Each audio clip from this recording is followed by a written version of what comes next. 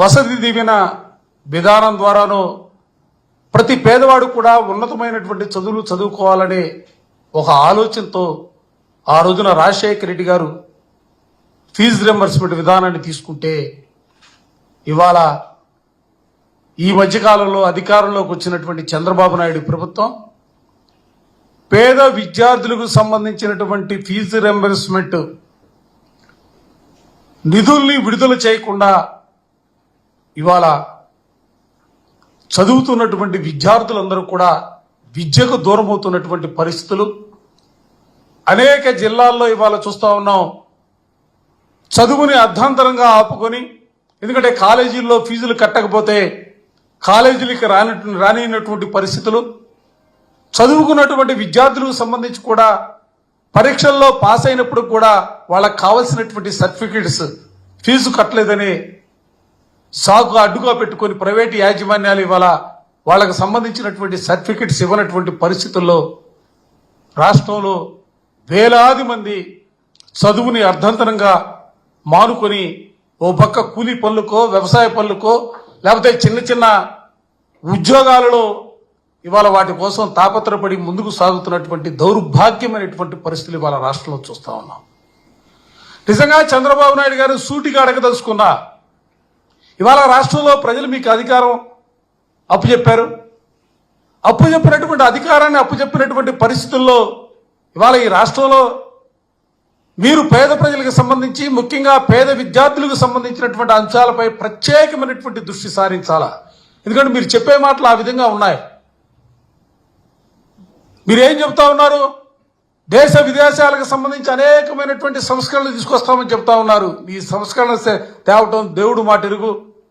ఇవాళ చదువుకున్నటువంటి విద్యార్థులకు ఫీజు రియంబర్స్మెంట్ విడుదల చేసే ప్రక్రియకి శ్రీకారం చుట్టాలని చెప్పి నేను కోరుతా ఉన్నా.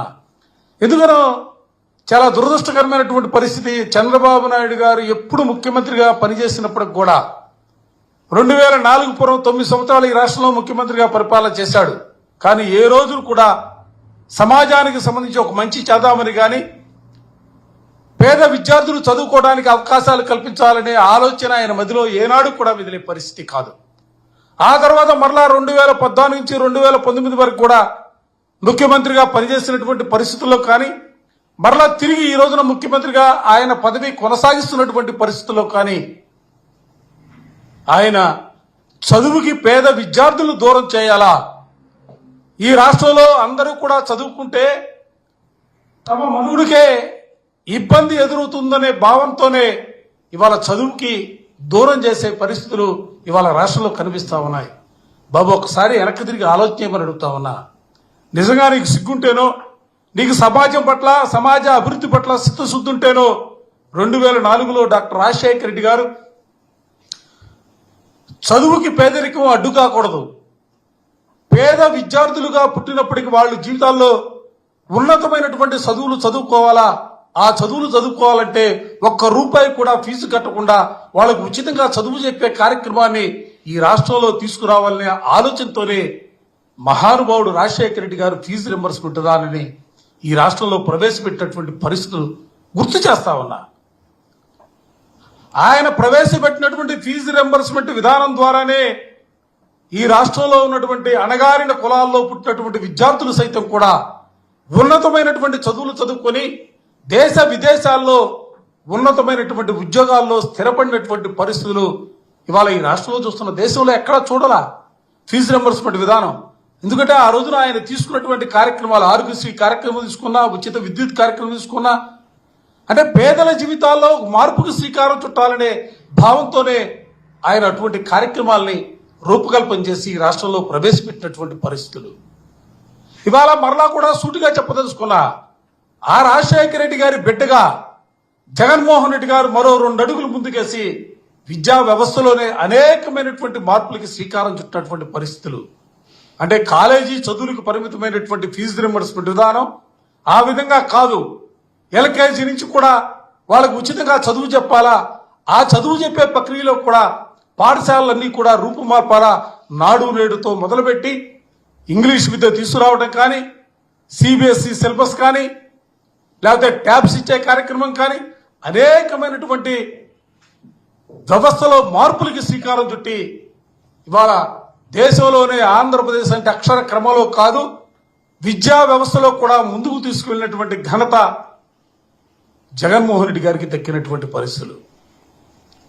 బహుశా చరిత్రలో ఎక్కడా కూడా విద్యా వ్యవస్థ సంబంధించి ఫీజు రింబర్స్మెంట్ విధానానికి సంబంధించి కానీ, లేదా విద్యార్థి వసతి దీవెనకు సంబంధించి కానీ సుమారు 18,000 కోట్ల రూపాయలని అదేదో ఖర్చు పెట్టినట్టుగా ప్రభుత్వం ఏ రోజు కూడా భావించలా. ఈ రాష్ట్రానికి భవిష్యత్తుకు సంబంధించి అది ఒక పెట్టుబడిగా, విద్యార్థులు తలరాతులు మారాలంటే వాళ్ళు ఉన్నతమైనటువంటి చదువులు చదువుకోవాలా, ఆ చదువులు చదువుకోవడానికి అవకాశం కల్పించాలనే ఆలోచనతోనే జగన్మోహన్ రెడ్డి గారు జనవరి వరకు కూడా 2023 డిసెంబర్ వరకు కూడా ఏ ఒక్క నెల కూడా ఒక్క త్రైమాసికం కూడా బకాయిలు లేకుండా అనుకున్న సమయానికి డేటు ప్రకారం నిధుల్ని విడుదల చేసినటువంటి పరిస్థితులు కూడా ఈ సందర్భంగా చెప్తా ఉన్నా. 2024 జనవరి నుంచి, ఎందుకంటే ఆ రోజున ప్రభుత్వం విడుదల చేయాలనే భావంతో ముందుకు వచ్చినప్పుడు కూడా రాష్ట్రంలో ఉన్నటువంటి పరిస్థితులు ఎన్నికల నిబంధనల మేరకు 2024 జనవరి నుంచి ఈ ఫీజు విడుదలకు సంబంధించి కొంత ఇబ్బందికరమైనటువంటి పరిస్థితులు వచ్చాయి. ఇప్పుడు 3 త్రైమాసికాలు అయిపోయి 4వ త్రైమాసికంలో అడుగు పెడతా ఉన్నాం. ఇటువంటి పరిస్థితుల్లో విద్యార్థి ఫీజు రింబర్స్మెంట్ సంబంధించి 2,800 కోట్లు, వసతి దీవెనకు సంబంధించి 1,100 కోట్లు, 3,900 కోట్ల రూపాయలు ఈరోజు ఈ ప్రభుత్వం విద్యార్థులకి ఈ 2 కార్యక్రమాల ద్వారా చెల్లించవలసినటువంటి పరిస్థితులు. ఎందుకు తాత్సారం చేస్తున్నారని అడుగుతా ఉన్నా. ఇవాళ మీరు ఇచ్చే బిల్లులని కూడా కాంట్రాక్టులకి 1,000 కోట్ల రూపాయలు దోచిపెడతా ఉన్నారే. కాంట్రాక్టర్ల మీద ఉన్నటువంటి శ్రద్ధ ఈ రాష్ట్రంలో చదువుకున్నటువంటి విద్యార్థుల పైన లేదా అని అడుగుతా ఉన్నా. ఏ దిశగా మీరు ఈ పరిపాలన తీసుకెళ్లాలని చెప్పిన సూటిగా అడుగుతా ఉన్నా. ఏ దిశగా తీసుకెళ్లాలని ప్రయత్నం చేస్తా ఉన్నారు? ఎవరి ప్రలోభాల్ని మీరు కాపాడటం కోసం ఆలోచన చేస్తా ఉన్నారు? దయచేసి పద్ధతి మార్చుకోమని చెప్పి ప్రభుత్వానికి సూటిగా చెప్పదలుచుకున్నాం వైఎస్ఆర్ కాంగ్రెస్ పార్టీగా. అందుకే విద్యార్థులకు చెల్లించాల్సినటువంటి ఈ బకాయిలకి సంబంధించి ఫిబ్రవరి 5వ తారీఖున విద్యార్థులతోనూ విద్యార్థుల తల్లిదండ్రులతోనూ కలిసి జిల్లా కేంద్రాలలో జిల్లా కలెక్టర్లు కలిసి ప్రభుత్వం అనుసరిస్తున్నటువంటి విధానాల్ని మార్చుకోవాలని, తప్పనిసరిగా ఈ బకాయిలను వెంటనే చెల్లించాలని కోరుతూ వైఎస్ఆర్ కాంగ్రెస్ పార్టీ అన్ని జిల్లా కేంద్రాల్లో కలెక్టర్లను కలిసి పత్రాలు ఇవ్వాలని చెప్పి గౌరవ పార్టీ అధ్యక్షులు జగన్మోహన్ రెడ్డి గారి ఆదేశం మేరకు ఈ కార్యక్రమాన్ని తీసుకోవడం జరిగింది. మీకు ఇప్పటికే చూశారు, ఇవాళ రాష్ట్రంలో రైతులకు సంబంధించి ధాన్యానికి గిట్టుబాటు ధర కల్పించడం కోసం రోడ్డుపైకి వచ్చి రైతులతో పాటు వైఎస్ఆర్ కాంగ్రెస్ పార్టీ పోరాటం చేయడం జరిగింది. దాంతో పాటుగా పెంచినటువంటి విద్యుత్ ఛార్జీలను తగ్గించాలని వినియోగదారులతో కలిసి YSR Congress party current Ford కార్యక్రమాన్ని నిర్వహించాం. రేపు 5వ తారీఖున ఫీజు పోరు కార్యక్రమాన్ని ఈ రాష్ట్రంలో అన్ని జిల్లా కేంద్రాల్లో కూడా వైఎస్ఆర్ కాంగ్రెస్ పార్టీ ఆధ్వర్యంలో చేపట్టబోతా ఉన్నాం. చేపట్టే ముందు కూడా నేను చాలా స్పష్టంగా సూటిగా చెప్పదలుచుకున్నా. మరోసారి చెప్తా ఉన్నా. పేద ప్రజల జీవితాలకు సంబంధించి, పేద విద్యార్థుల జీవితాలతో మీరు సెలగాటమాడుతా ఉన్నారు. మీరు సింహం పైన స్వారీ చేయాలని ప్రయత్నం చేస్తా ఉన్నారు. ఇదే విధమైనటువంటి పోకలతో మీరు ముందుకు సాగితే వైఎస్ఆర్ కాంగ్రెస్ పార్టీ ప్రజాస్వామ్యంగా పెద్ద ఎత్తున దీనిపైన కూడా ఉద్యమించడానికి సిద్ధంగా ఉంది. ఎందుకంటే మీరు ఇప్పటి వరకు కూడా మొదలెప్పుడో ప్రభుత్వం 700 కోట్ల పైచీలకు మేము ఇస్తున్నామని చెప్పి ప్రకటన చేశారు. కానీ వాటి వరకు కూడా ₹1 కూడా ఏ ఒక్కరికి కూడా చెందినటువంటి పరిస్థితి లేదు. మేము అడిగేది ఏదైతే బకాయిలుగా ఉందో 3,900 కోట్ల రూపాయల్ని వెంటనే విడుదల చేయాలని చెప్పి మరోసారి ప్రభుత్వానికి సూటిగా చెప్తా ఉన్నాం.